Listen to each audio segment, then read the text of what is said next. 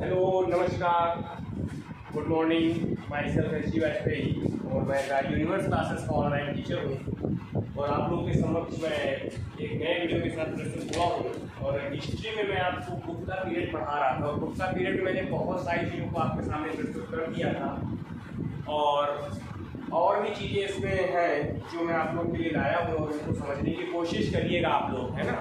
तो क्या क्या चीज़ें और इम्पोर्टेंट है, हम लोग उसमें क्या शिक्षा व्यवस्था थी, क्या एजुकेशन सिस्टम था, इसके ऊपर हम लोग कहीं ना कहीं पढ़ रहे हैं। तो उसमें से दर्शन लिखे गए, गुप्त काल में 6 दर्शनों का निर्माण हुआ है। तो उसमें से मैं आज आपके लिए लाया हूँ 4 दर्शन लाया हूँ आज आपके लिए। आज आप इनको देखें और समझें कि इसमें क्या थॉट्स थे, क्या विचार रखे गए हैं।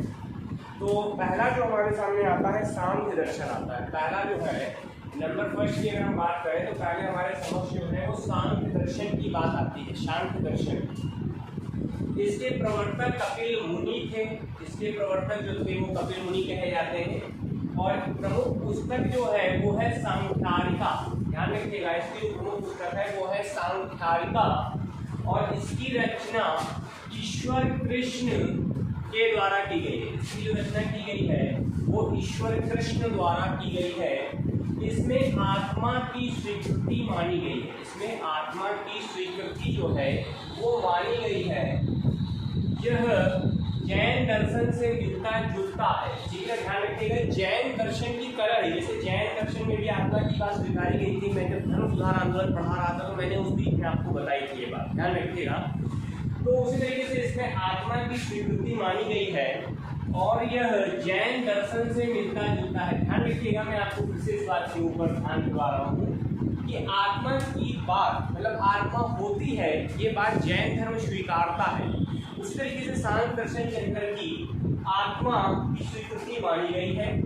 और इसमें क्या बताया गया मैं आपको बताता हूँ। इसमें दैत्यवादी दृष्टिकोण का वर्णन है। दैत्यवादी, अभी दैत्यवादी दृष्टिकोण होता क्या है मैं इसको आपको बताता हूँ।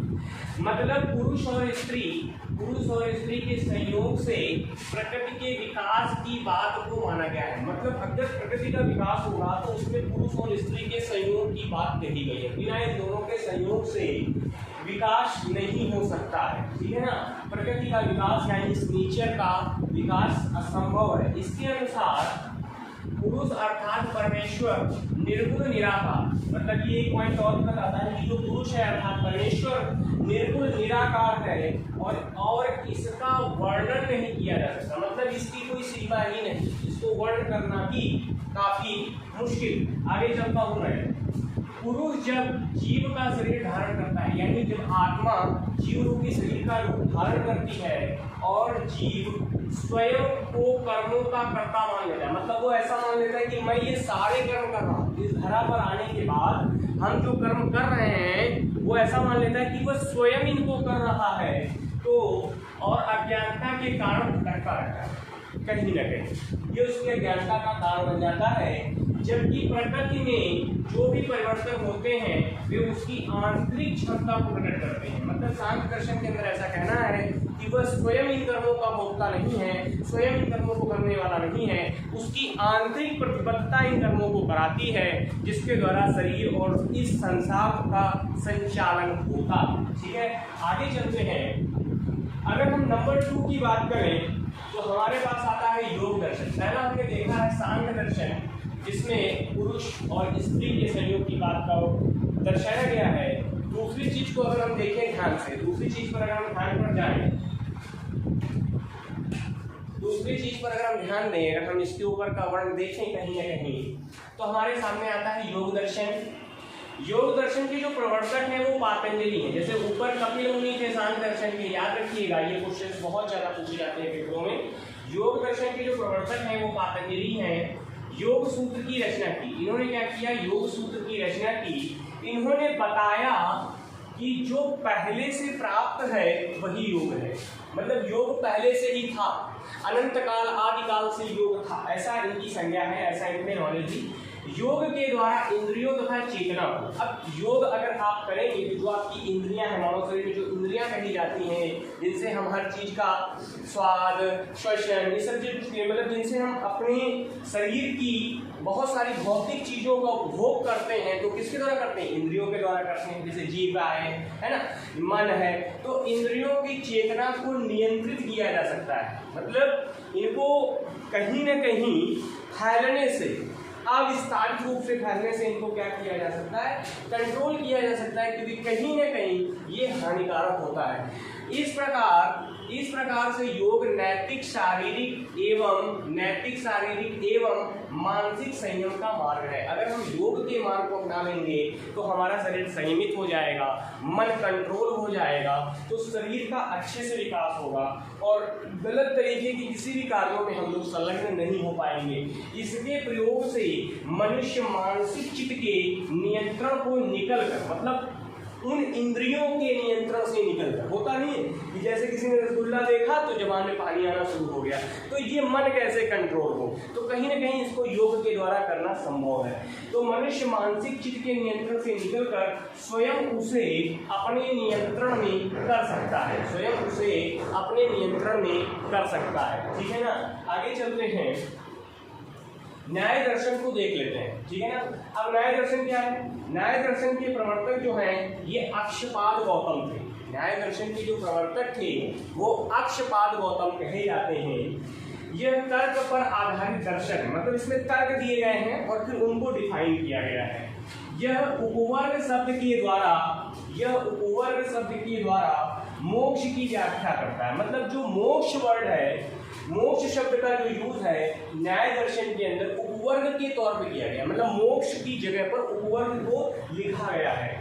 उपवर्ग शब्द का तात्पर्य इंद्रियों के बंधन से आत्मा को मुक्त कराना है। ध्यान रखिएगा, जो उपवर्ग शब्द है, उपवर्ग शब्द का तात्पर्य यह निकल कर आता है कि इंद्रियों के बंधन से, मतलब जो हमारा शरीर है जो इंद्रियों के बंधन से बंधा हुआ है, इससे मुक्त करना। यहाँ मोक्ष से तात्पर्य दुख के पूर्ण निरोध से, यानी दुखों से किस प्रकार से बचा जा सकता है, इसकी पूर्ण व्याख्या आपको न्याय दर्शन के अंदर देखने को मिलती है। यानी दुख से हर प्रकार से कैसे दूर हुआ जा सके, यानी दुख से हर प्रकार से कैसे दूर हुआ जा सके, ये अगर हमें जानना है तो कहीं ना कहीं हमें न्याय दर्शन की शरण में जाना पड़ेगा। आगे चलते हैं, वैशेषिक दर्शन को देख लेते हैं। तो देखिए इस वीडियो में मैं आपके लिए 4 लाया हूँ, अभी भी 2 बाकी हैं जो मैं आपको नेक्स्ट वीडियो में पढ़ाऊंगा। आगे चलते हैं, वैशेषिक दर्शन के प्रवर्तक उलूक कणाद कहे जाते हैं। ध्यान रखिएगा, इनको याद कर लीजिएगा, ये सब गुप्त कालीन है, ये गुप्त पीरियड में ही लिखे गए हैं।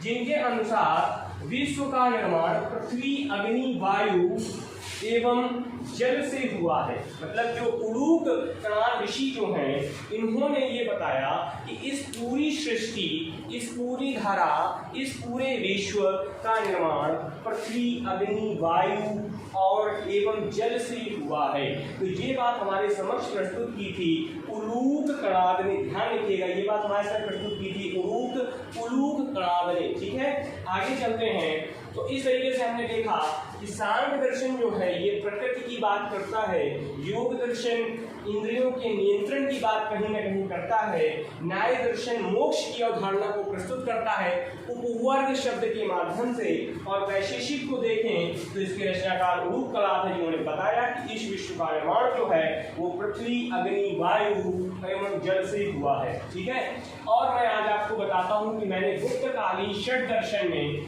6 दर्शनों में से 4 दर्शन की कुछ प्रमुख बातें कि उनकी रचनाकार हैं और उनके अंदर किन चीज़ों का वर्ण है वो मैंने आज की वीडियो में बताया। अब मैं आगे चलता हूँ थॉट ऑफ द डे को लेकर। ठीक है, मैं आज अब आपको आगे पढ़ने जा रहा हूँ thought of the day. Thought of the day में एक वर्ड आया है, मुझे मिला था कुछ पंक्तियों से कि मिटा दे अपनी हस्ती को अगर कुछ मर्तबा चाहे कि दाना खाक होकर ही गुले गुलजार होता है। देखिए फिर से मैं इन पंक्तियों को आपके समझ प्रस्तुत करता हूँ कि मिटा दे अपनी हस्ती को अगर कुछ मर्तबा चाहे कि दाना खाक होकर ही गुले गुलजार होता है।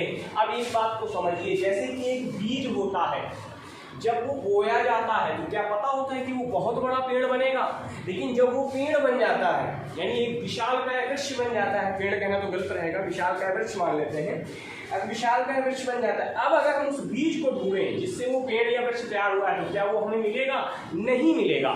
इसी तरीके से अगर जब हमें जीवन में कुछ प्राप्त करना होता है, कुछ नई चीजें जीवन में हमें चाहिए होती है, कहीं ना कहीं एक विशाल सक्सेस चाहिए होती है, तो उसके लिए कहीं ना कहीं हमें बहुत ज़्यादा मेहनत करनी पड़ती है। और जब इंसान तन मन धन से लगकर मेहनत करता है, अपने आप को समर्पित कर देता है अपने ध्येय के प्रति, अपने लक्ष्य के प्रति, तो कहीं ना कहीं जब वो लक्ष्य मिलता है तो उसकी पूरी की पूरी काया रूपरेखा पलट चुकी होती है। और जब काया रूपरेखा उसकी पलट चुकी होती है तो क्या वो प्रथम अवस्था वाला व्यक्ति रह जाता है? मेरे ख्याल से कहना अनुचित होगा कि वो प्रथम अवस्था वाला व्यक्ति रह जाता है। कहीं ना कहीं वो प्रथम अवस्था वाला व्यक्ति न होकर एक महान व्यक्तित्व के रूप में हमारे समक्ष प्रस्तुत होता है। तो इसी से ये पॉइंट निकल कर आया है कि जीवन में इतनी मेहनत करें कि आप जब अपनी फर्स्ट स्टेज को देखें कि जहाँ से आपने स्टार्टिंग की थी और आज आपके बुलंदियों पर हैं, तो उनमें कहीं से भी सिमिलरिटीज वाली बात ना आए, आप बिल्कुल अलग ही दिखाई पड़े। क्यों? क्योंकि ये पंक्तियां ही यही पॉइंट कहती हैं कि मिटा दे अपनी हस्ती को अगर कुछ मर्तबा चाहे कि दाना खाक होकर भी गुले गुलजार होता है। तो भाई साहब दाना कहाँ मिलता है वापिस? वही दाना वो तो वृक्ष में परिवर्तित हो चुका होता है और बहुत सारे दानों का मालिक खुद बन चुका होता है। तो ठीक है, आज मैंने आपको ये चीजें बताई और थॉट ऑफ द डे में जी भी आपके सामने प्रस्तुत किया है। तो अगर ये मेरा वीडियो आपको अच्छा लगा हो तो इसको लाइक करें, शेयर करें, सब्सक्राइब करें और बेल का आइकन जरूर दबा दें, जिससे मेरी बढ़िया जो फर्स्ट क्लास धनधनाती हुई वीडियो बन रही हैं वो आपके समक्ष आती रहें टाइम टू टाइम। तो फिर मिलेंगे, टिल देन बाय बाय।